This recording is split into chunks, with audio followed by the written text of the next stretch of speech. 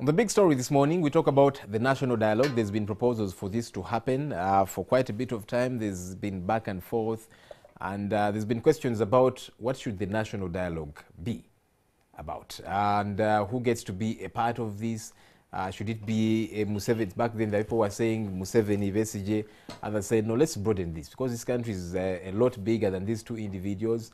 Who gets to be the arbitrator, if you like? What are the terms of reference? What are the issues that should be discussed? And is everybody on board? And so there are folks that are trying to make this happen, and one of them is here, Godba Tumushabe. He's a policy analyst, and he's been involved in this entire process. Good morning. Good morning, Joel. Great to be here. We're glad that you came. We just want to run this story. We ran it yesterday evening. We want to relook at it, and then we'll get back and have the discussion.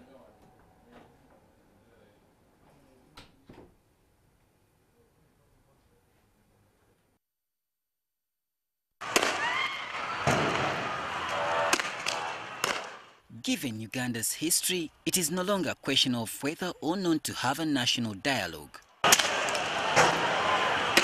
It has been a call of religious leaders and the elders who have experienced the changes in the country's development over the years. All these things require us to sit and say, Uganda, where have we been? Where did we come from? What went wrong in any number of the things that have been mentioned? At a meeting in Kampala to discuss the roadmap to the national dialogue, the organizers, who are members of the Interreligious Council and the Elders Forum, raised concern about implementation of the recommendations from the talks. But the question is, will this process help us manage our biases? Because Uganda, we have failed to manage our biases. As a country, we have challenges of implementing things even where we have general agreement. But what we've proposed to the process is that let the question of implementation be part of the conversation, so that Ugandans agree on what are the implementation modalities, what is expected on each and every citizen, so that if there is a failure of implementation, then we are all to blame. There are also questions about diversity in opinion, which could prolong the debate. There are those issues that where we may not reach agreement because they are contentious. Maybe they need further research, they need further negotiation and dialogue. There is also the matter of funding. Working on developing a platform where every Ugandan, you and I and every Ugandan across this country, can contribute some money. It can be 500 shillings, it can be 1,000 shillings. The national dialogue is expected to be launched in May this year once public consultations across the country are complete. Solomon Kawesa, NTV. All right, so that's what happened yesterday. The stage seems to be set for the national dialogue to happen. Godba, you are a part of this. Well, what's the process like? We have had this word, national dialogue, these two words for a very long time. There was a time when it looked like it was about to happen and everything fell through the window. What's happening now? Yeah. No, actually, just to understand where the process is now is to acknowledge that there have been several attempts at convening a national dialogue. And most of these attempts actually date back to 2006 when the Interreligious Council of Uganda started engaging the government and say, most of the issues that arise, why don't we get together as a country, as a people, to talk about them? And so 2006, then of course there was 2011, especially the stalemate created by the walk to work protests. And then we come to 2016, and you have an election that is highly, highly contested. And if you recall that in Kampala here, almost the date of the announcement of the elections, it was like a country that has gone through a military coup, if you looked at the deployments in Kampala. So in other words, this is a process that has been coming on and off, a lot of it responding to the stalemates generated by by electoral contests. But I think from 2016, the Elders Forum, the Interreligious Council of Uganda, the Women's Situation Room, they have been very, very, assertive in trying to move the process forward. The good thing is that in their meetings with President Museveni and Dr. Besigye and all the other political actors, everybody said, yes, a national dialogue process is a way to go to try to resolve most of the outstanding and contentious issues that affect our progress as a country. So we, from that time, some of us who are professionals in this field, we were requested by the Inter-Religious Council of Uganda and the other actors to try to help frame what would the process look like. If Ugandans were to come together, what are those issues they need to talk about? Because in most cases, people would say, oh, we need a national dialogue. And then someone would ask, what does that mean? I think that if you think in terms of the progress, the biggest progress that has been made so far is being able to frame what is the purpose, so the mission of the dialogue, what is the goal, and the goal has been framed in a way that we need to build on the progress that we have achieved over the last 56 years of independence and work towards consolidating democracy, sustainable peace, and shared prosperity and equal opportunity. Well, what does that mean? Let's break it down, because it sounds like some of the nice things we see in things like Vision 2040, manifestos at times and so on, and largely they remain on paper because comprehension of them is not as obvious. No, incidentally, at a goal level, you don't want to have obvious things because a goal is an aspiration. You aspire to do something, to achieve something. So you break it up, you break it down when you begin to deal with the specifics of like, so how do you create sustainable peace?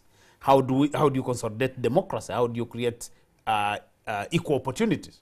And that's why, based on the analytical work that we've done so far, we've reduced the major thematic areas of discussion in the national dialogue to about, they have now almost come to about 12. Because originally when we did the first analytical work, we came up with 7. But basically the major ones is to look at issues of national values.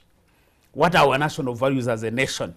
Because it's surprising that every consultation we've had with different stakeholder groups, you ask them, do we have national values as a nation? And everybody says, no, we don't have them, or if they exist, we don't know. Now, a valueless nation cannot build a sustainable democracy, cannot build an enduring economy. We've proposed talking about diversity. How do we as a country harness our diversity as a resource for development and transformation rather than as something that divides us? Because you realize that we're a very diverse country, geographically, ethnically, religiously, demographically, and all other forms. So we believe that if we come together as a people and talk about those diversities in a very robust and brutally honest manner, we should be able to see how do you then harness this diversity. We propose talking about quality service delivery. That can we be the people who define the standards for quality service delivery so that you don't have Ugandans always, because the easiest thing for us when there is service delivery failure is to blame government and blame President Museveni. But can't we actually take responsibility and say, this is the quality of service delivery that we expect from government? Whether that government is a Museveni government or a Godba government, a Joel government, it doesn't matter. What matters is that they are agreed standards. How different, Godba, is this from, and again, I'll get back to things like Vision 2040 and all these other plans, grand plans that we tend to have. They talk about pretty much everything. They talk about democracy, they talk about the economy, they talk about service delivery, and targets are set, and there's this grandiose image that is painted, and we never act on these things. So here is another one that is painting a good image of where we should go, certainly as a country. But then one would say, have we not been here before? No, I think the difference is in the process and the content. In terms of the process, you look at Uganda Vision 2040 and the National Development Plan. These are mainly technical processes. They are people who are involved in public policy. They are the ones who are working on these things. Beyond that, if you think of participation, so it's going to be people like Godba and others who are engaged in policy work that are participating in this process. If you think of the political party manifestos, again, they are purely technical processes. You get, if you are a political party, you get your technical teams, you craft a manifesto of your party. The national dialogue process is designed as a people-driven, as a people-centered process where participation is the key. Even when the clip you played, when we say we need to have a platform where Ugandans can contribute money, the idea is not just to raise money. The idea is to say, let's own the process and be the ones to define the future. So I think that the distinction is about the process, the way it's being organized and managed. It's going to be the content. I can give you an example. One of the questions that is always raised during the consultations that we have had so far is people tell you the same question you've almost asked, that, for example, with the free and fair elections, with electoral reforms, we've had this conversation. We've been here before. We have even agreed with the electoral reforms. You remember that the civil society had the Citizens Compact. IPOD, the Interparty Organizations for Dialogue, had their proposals. Which has developed issues, IPOD, by the way. Yeah, absolutely. The National Consultative Forum came up with proposals. Even Cabinet came up with proposals on electoral reforms. We did not do anything. And so our point has been that, no, most of the conversations are so diverse. So civil society are there, politicians are there, government is there, and we're saying, but can't we come together, all of us as a people, and say, this is how we want our elections to be organized. This is how we want our economy to be structured for it to work for everybody. This is what we think are our national values. So I think it's really the process that makes this different. I have faith in the ability of a people that are united to be able to move mountains. Even challenges that you think are insurmountable can be actually overcome when people come together. How are we doing that, the bringing of people together? Because like you say, ownership is very key. If Ugandans are going to participate in making this happen, they've got to feel like they are a part of it. They've got to feel like this is our thing. It is not a thing of the Elders Forum or the Godbars of this world and the like. It is our thing. So how are we bringing them on board? Literally, you know, I'm looking at people who might not be here in Kampala, who might not have access to your meetings, but because you cannot have all the 40 million Ugandans in one room anyway, but right, that you get to be deliberate about hearing them out. How are you folks doing this? I think one is that we've done that by the process that has been defined, and then when we go into the substance, because in terms of the process, we divided the process into 5 phases. The preparatory phase, which was more exploratory, and we ended that sometime in July last year, and then the working group of 6, which is chaired by the Prime Minister's office, once it had reviewed the paper, the draft framework paper that had been drafted, authorized what we call the second phase, called the informal consultations.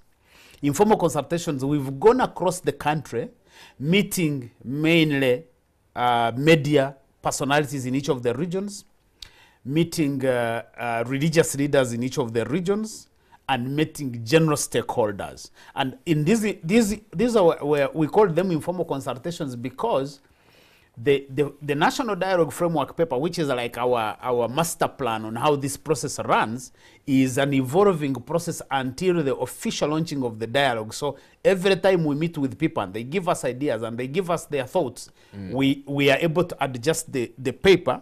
So we during the course of April, we are going to be working on the final draft, which captures all the ideas that have come from the public. So that is the second phase. The third phase is the official launching of the dialogue, of the National Dialogue Plenary. Now that is where we will get people who are representing specific interest groups, and they will be coming into that plenary. Are they going to be elected? How do you select this? No, we are still discussing the modalities on how this happens, but we have identified as comprehensive as possible all the stakeholder interest groups that you can think of. You know, the groups that would ordinarily be forgotten in traditional government and civil society meetings. Groups like informal business sector, like boarders and hawkers, the taxi drivers and tax operators, the artists and sports people. Normally, those are the groups that you forget. So we've tried to be as comprehensive as possible to make sure that all Ugandan segments of Ugandan society are on the table. So that is the formal process of discussions and decision making. But besides that, after the official launching of the dialogue, we will then have the citizens' consultations process that for each of the themes that we'll have, we'll be having conversations going on across the country, whether they're in town hall meetings, whether they're in churches, whether they are in community halls. We'll be having those conversations, and we'll have our rapporteurs listening in, taking down the discussions, and processing that information.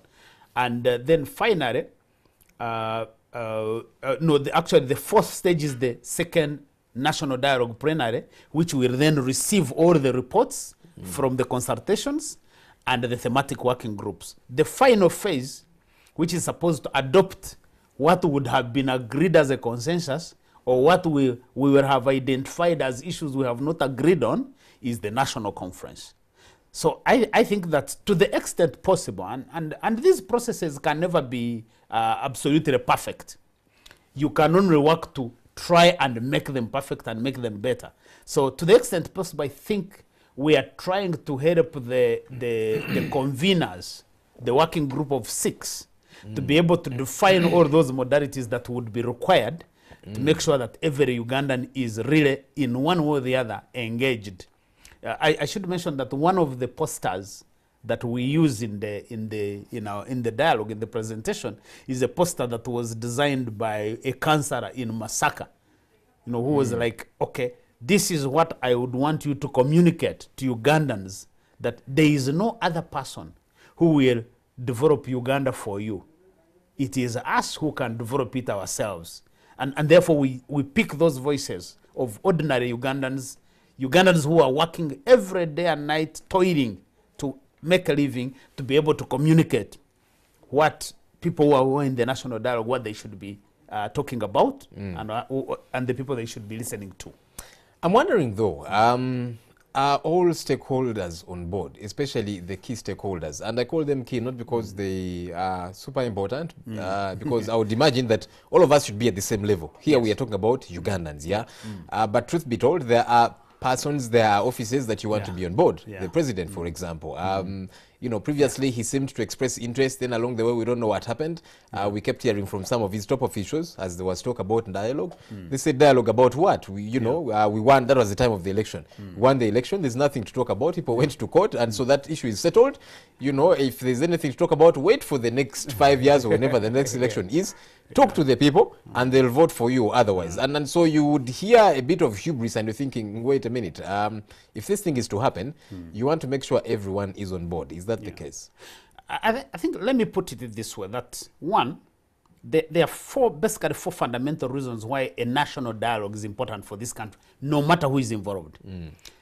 First is our turbulent history, that we have had a turbulent history for the last 56 years of independence. Even the security and stability that has been established under President Museveni's government, you will see the areas of discord, whether it is the rebellion in Teso or in northern Uganda, or the recent incidences in the Rwenzori region. We still have a problem. The second problem, why we need to come together as a country, is that Ugandans, we don't have a common narrative about Uganda. So in the work that we've done, we've tried to explain and say, there are actually two competing narratives. There are Ugandans who think that the situation is good, life is better. Things are working very well, we are making progress, fine. But there is also another big cross-section of the population that says the situation is bad, life is hard.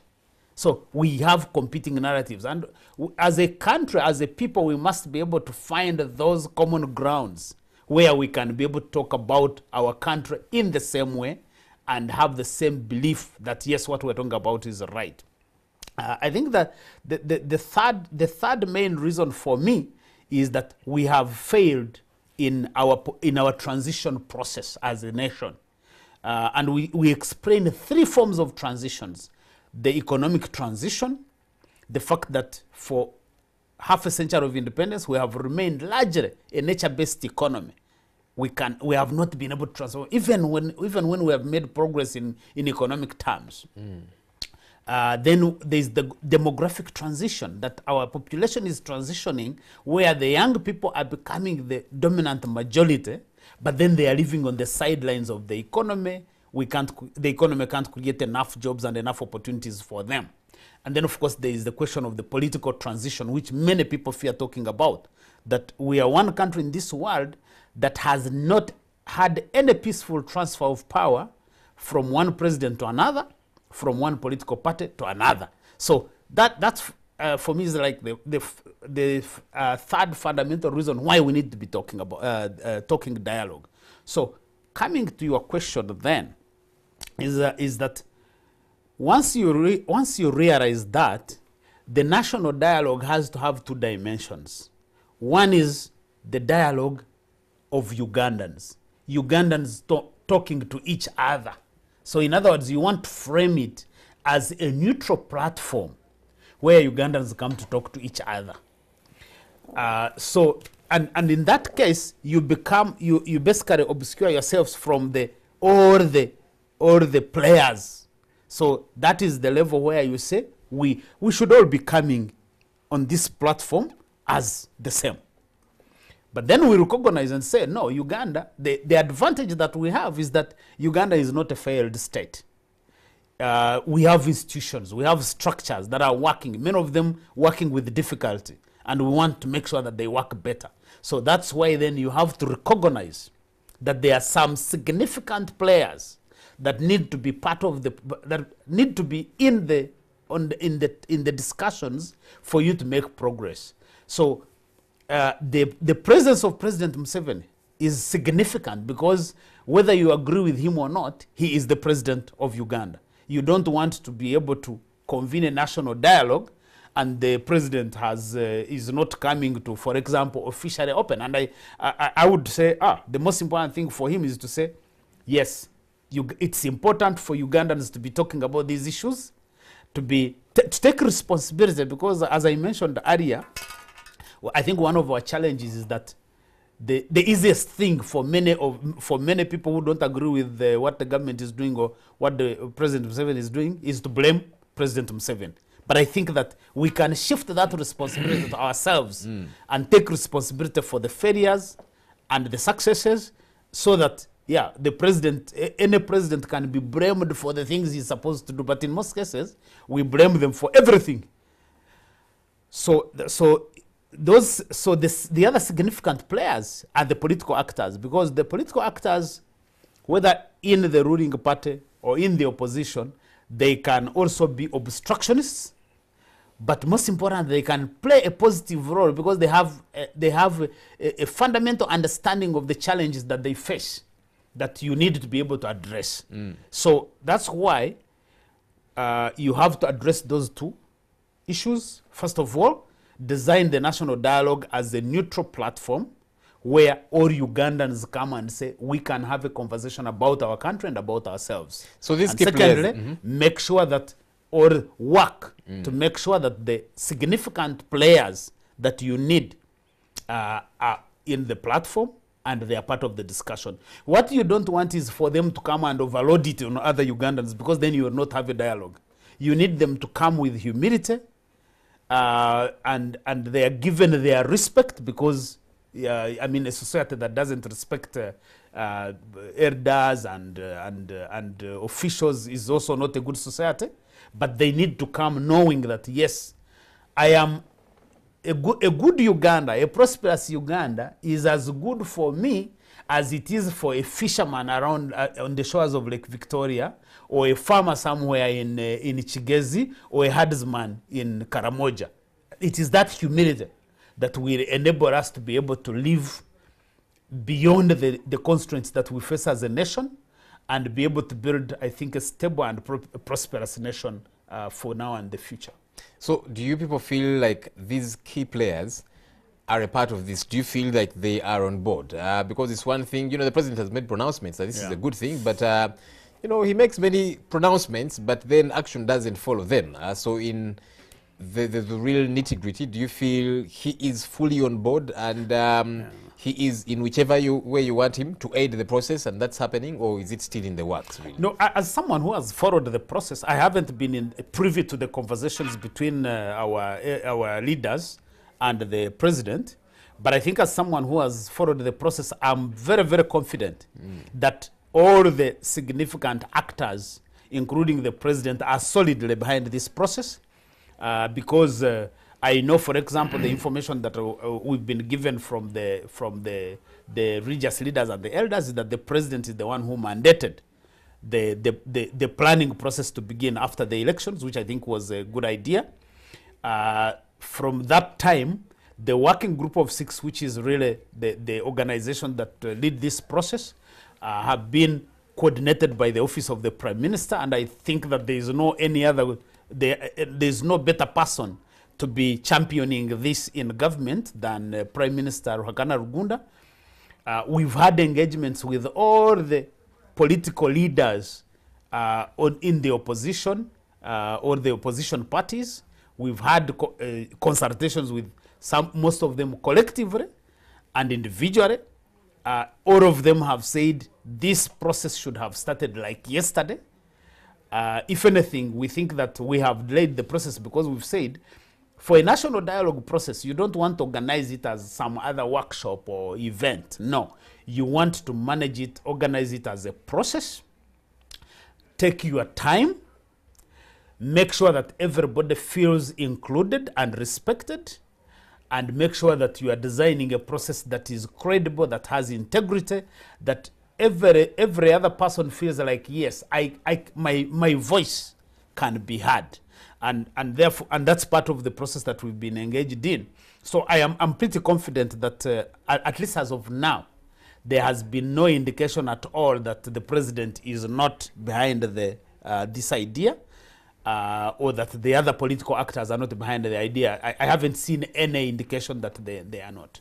Where else has this kind of thing worked? Because the kind of dialogue that we have seen in the countries where this kind of thing has happened, it's when an election has happened and so there's a huge contestation, and after things fall apart, they say, all right, let's talk, share power or that kind of thing, and many times it doesn't last for very long. So who are we benchmarking? No, it's not that they have lasted long. I mean, if you take the example of South Africa, when they went into the national dialogue, it was not like the state, the apartheid regime had collapsed. They only realized that you could not sustain a South Africa that is based on racial divide for long, and therefore they engaged in the process to manage a transition from the apartheid South Africa to a post-racial South Africa, and we've drawn a lot of experience in terms of the kinds of things they were able to do. Even in terms of how do you engage, how do you make sure that everybody is involved. I would even say that the example of Kenya for me is equally significant, because Kenya they were confronted by a lot of political discord.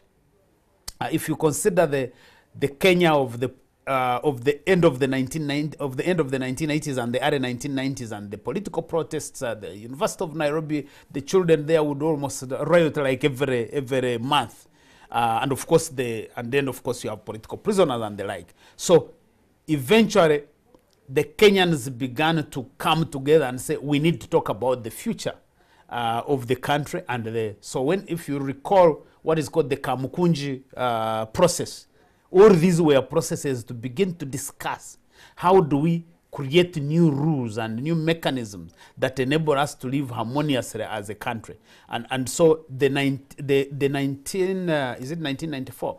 No, actually, I think much later. The current Kenyan constitution is a product of the Kamukunji and other processes.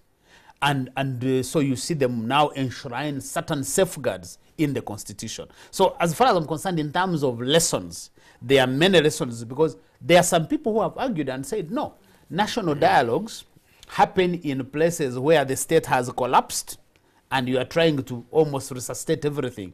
But I'm like, Ugandans, we can't be that dumb that we have to wait for some crisis or that we have to wait for a state to collapse for us to talk about issues that affect us. Because the fact that you have massive youth unemployment is a fact that's not deniable. The fact that our diversity is a problem in terms of how we relate with each other, that's an issue that is, I don't think that you need these religions to be fighting against each other, or these ethnic groups to be fighting against each other to say, oh, we need a national dialogue. As I said, the fact that as a nation, we have no shared values, we have no common values is a fact. So in other words, my point is that you don't need to wait for a crisis to be able to talk about these issues, because I think that we as a country we have an opportunity to build on the progress that has been achieved, on the stability and security that has been achieved, to move this country towards sustainable peace and shared prosperity. The real crux of the matter for me, Godba, as we wind up, is how do we get to ensure commitment? Because citizens are going to say, look, we want a country where there are free and fair elections. We want a country where the economy works for everybody. We want a country where there is employment for our young people. We want a country where human rights are respected. And they're going to say all these things are important, let's work on them. How do we get the people who are meant to ensure that those things happen, that actually they get to do what they ought to do? And if they don't, then what? Because at the end of the day, who runs elections? You know, who metes out violence against our people? Why is our economy the way it is? The grand theft that's been happening. How do we make sure heads roll? Because, you know, citizens, to an extent, in many ways, are very powerless. We need to make sure that stops. How do we do that? Because I'm interested in, yes, let's have a good document, let's get to talk. But after talking, then what? How do we make sure this wasn't a waste of time? I think that a lot of what we've done so far is the want. We said this is what we want. That's what we've done for most of the time for the last 56 years of independence. I think that the national dialogue process is moving that conversation further to say this is what it should be. So in other words, if it is the electoral process, we are the ones who define the rules that govern elections. And it doesn't matter which political party. So every political party or anybody participating in the election is playing by our rules. In the current discourse, the problem is that because you have a distorted democracy process, the rules are rigged in favor of the majority or sometimes in favor of the minority. But when you have a national dialogue, the rules are developed jointly as a people and say, these are our rules. This is how we want our elections to be organized. Or this is how our economy should run. Or these are our national values. If, for example, I can give you an example. We have had situations where there are contested elections. And someone who has been declared MP, the election is challenged. They go to court. The court declares that this person was involved in election rigging and election malpractices. But what happens? Or even forged academic papers. Or even forged academic papers. And then they get nominated again. But the guy gets nominated again. The political party that fronted the person fronts him again. I have been challenging religious leaders. The religious leaders even get together. They pray for him to go through the elections. And we are back to square zero. But if we as Ugandans, we said no. If you are convicted or your election is annulled and you are declared to have rigged elections, you will not contest for elections for the next 10 years. That becomes our rule. That means that there is no political party that will come and front Joel again because it is not allowable. But right now, there are no rules that govern that. So, in other words, the point I'm making is that now we move from just saying we want, we set the rules of what should be. And once we set the rules, we take responsibility of making sure that each one of us does what they have committed to do. Now, if we said we think that the biggest percentage of our budget should be allocated to the education sector because we want an educated population. That's how you create opportunities for people. And you have a government belonging to Joel's party, and it says, for us, we want to put our money maybe in building roads. We say, but that's not our agreement. Now, if that government comes back and you vote for it as a citizen who signed up to the compact, then you should have yourself to blame. Don't blame the government. Don't blame President Museveni, who has come and convinced you and say, guys, what you discussed and say you want well-educated children is not as important as building roads. Then take responsibility. So I think for me, that is how this national dialogue process changes the discourse. That let's shift the blame from the person we see, because as I said, it is very easy to blame President Museveni because every time you see him on TV, he's the president of Uganda.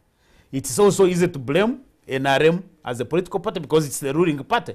Because once they move and there is Joel and the National Democratic Party, we will start blaming Joel and the National Democratic Party.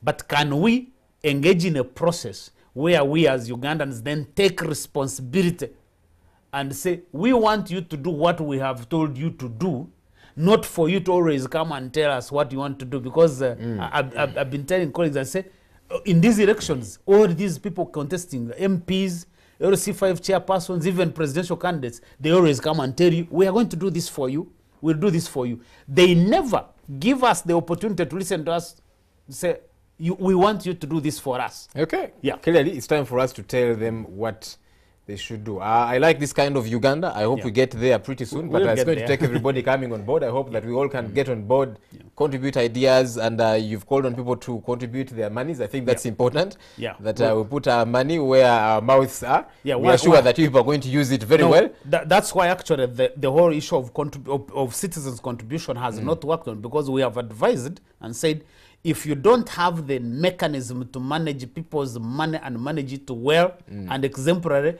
don't ask people to contribute. So the reason it has delayed is that we have to first work on the mechanics of being able to invite citizens to contribute and make sure that that money is used well. It becomes the example of how you can get money from citizens and it is used well for the purpose for which it is as collected. Okay, we look forward to being a part of that. Godbert Mushabe, thank you for talking to us this morning. Thank you.